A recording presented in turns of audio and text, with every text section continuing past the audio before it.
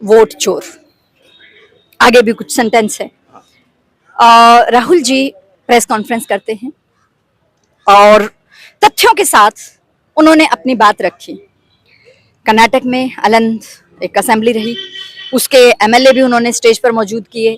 जिन जिन की सेंट्रलाइज तरीके से वोट चोरी हो रही थी, जिनकी वोट डिलीशन हुआ है, वो भी वहां मौजूद थे, वो भी उन्होंने प्रेजेंट किए। 6018 वोट का मुद्दा था कि जिसकी कोशिश हो रही थी लेकिन वो होने नहीं दी गई, और वो 6018 वोट की चोरी इन्होंने पकड़ ली।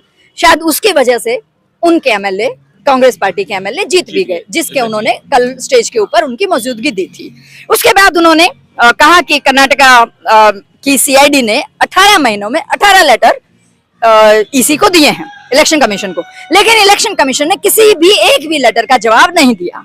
ठीक है, और अब उन्होंने कल कहा कि 1 हफ्ते का हम आपको टाइम देते हैं, अगर आप 1 हफ्ते में संतुष्टिजनक हमें जवाब नहीं देते हैं तो ये समझा जाएगा कि आप किसी न किसी के मुखौटे बने हुए हो या किसी न किसी को छुपा रहे हो। एक आम नागरिक होने के नाते आप इस चीज को कैसे देखते हैं? मेरी पब्लिक की पाठशाला शो है ये, इसी में मैं जनता की ही आवाज लेती हूँ और जनता को हक है अपनी बात रखने का। अगर चैनल मीडिया निष्पक्ष भाव से काम करता है तो हर कोई अपनी बात रख सकता है जैसा उसका मन हो।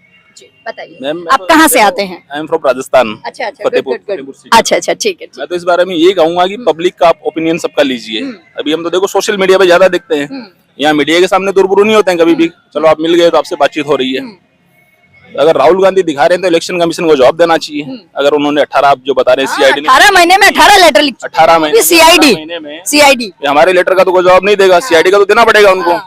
हमारे घरों में जनरल सीआईडी आ भी जाए तो डर जाते हैं, तो सीआईडी का लेटर तो बहुत बड़ी बात हो जाती है जनरल आदमी। तो जनरल आदमी तो लेटर लिख नहीं रहा है। जो चोरी पकड़ी गई है तो उनको क्लियर करें कि भाई नहीं हुई चोरी। तो राहुल गांधी ये भी कहा कि पता नहीं कहाँ के वो नंबर थे, मोबाइल नंबर, मतलब अदर स्टेट के, वो कर्नाटका के थे ही नहीं। मतलब 6018 या 6012 जो भी है, तो आउटर थे वो नंबर भी बंद है। और जिस बंदे का वोट काटा गया वो भी स्टेज पे था, मैंने देखा उसका क्लिप जो है ना। और जिसने कटवाया वो भी स्टेज पे था, उसने कहा मैंने कटवाया नहीं भाई आपका वोट। तो फर्जीवाड़ा तो देखो क्लियर कट नजर आ रहा है। इसके बाद आप भी मीडिया वाले हैं, राहुल गांधी को कवर करें, देखो हमें कवर करने से तो आपको ज्यादा वो मिलना नहीं है। राहुल गांधी को प्रेस कॉन्फ्रेंस नहीं, जनता की आवाज लेना बहुत जरूरी है, जनता की ओपिनियन लेना बहुत जरूरी है। क्योंकि राहुल जी ने कल ये कहा कि अगर 1 हफ्ते के अंदर, क्योंकि हमारा क्वेश्चन था उनसे कि 1 हफ्ते के अंदर, एक सेकंड, हाँ, आपको पता तो चले सच्चाई क्या है। हमने तो चले एक मोबाइल के ऊपर देखा, आपको लाखों लोग देखते होंगे, हजारों लोग देखते होंगे, लोगों को पता चले। मीडिया का भी तो काम है ना लोगों को जिम्मेदार बनाना, लोगों को सही दिखाना, कुछ चीज दिखाएं आप। उसी के लिए तो जनता के बीच में आए हम आवाज लेने के लिए। और उन्होंने कहा भी, जब हमारा सवाल था उनसे कि राहुल जी आपने 1 हफ्ते का टाइम दिया, अगर 1 हफ्ते में कुछ नहीं हुआ तो क्या आप कोर्ट का रुख करेंगे या आप क्या करेंगे? बोले मेरे देश का युवा है और वो समझदार है। तो ये इंडिकेशन क्या एक समझ में आता है, क्योंकि युवा तो आप भी हैं। हाँ, अभी राहुल गांधी अकेले तो देखो कुछ कर नहीं सकते, तो लीडर ऑफ अपोजिशन है, हमें गाइड करेंगे, हमारा लीडरशिप कर रहे हैं। विपक्ष का कह सकता हूँ, मोदी जी बहुत बड़े लीडर है, ऐसा नहीं कि राहुल जी को बड़े लीडर है, वो भी बहुत बड़े लीडर होंगे। काम तो पब्लिक ही करेगी ना। मोदी जी तो 75 साल के हो गए, तो लीडरों के लीडर ही हो गए। वोट तो हम लोगों को देना है, यंग को देना है। 60% पॉपुलेशन यूथ है। यूथ आजकल सोशल मीडिया पे है। अगर आपको लग रहा है कि कोई मीडिया नहीं दिखा रहा है, अब लोग गलतफहमी में 30-40% लोगों के पास तो ये होगा, इंस्टाग्राम है, फेसबुक है, सारी चीजें आ रही हैं। तो पब्लिक ही करेगी जो भी करना। वोट तो पब्लिक को देना है, इलेक्शन तो फिर आएंगे फिर जाएंगे, कभी कोई हारेगा कभी कोई जीतेगा। लेकिन देखिए 11 साल से सत्ता पक्ष बीजेपी बनी हुई है और अलायंस भी उनके साथ जुड़ा हुआ है। इस बार जो सरकार बनी वो थोड़ी सी बैसाखियों पर सरकार आ गई।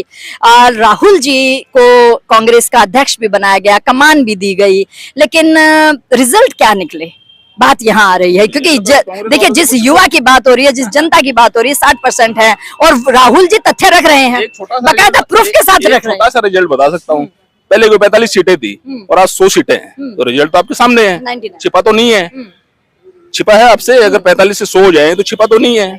और उनकी बहुत ज्यादा थी, उनकी कम हो गई। एग्जैक्टली जितनी भी थी ना, तो कम ज्यादा तो चलता रहता है। नहीं, यूं तो किसी टाइम में वाजपेयी 2014 से पहले तो थी ना, 2 ही सीटें थे किसी टाइम में, लेकिन देखो गवर्नमेंट में दौर बदलता, सबका वक्त आता है। लेकिन 47 से कांग्रेस चली आ रही थी, एक काम था कि भाई करना था कुछ, और खैर ऐसा नहीं कहते कि नहीं किया तो जरूर है। एमएससी गवर्नमेंट्स की होती है। अब ये क्या गवर्नमेंट सदा थोड़ी ना रहनी है, ये गवर्नमेंट सदा नहीं रहेगी, हो सकता है 10 साल, 5 साल, 2 साल, 10 साल, इतना ही है इसका। और क्या आपको लगता है कि बीजेपी को 70 साल रहेगी या 100 साल रहेगी? ऐसा नहीं, चेंजेस आते हैं पॉलिटिक्स में।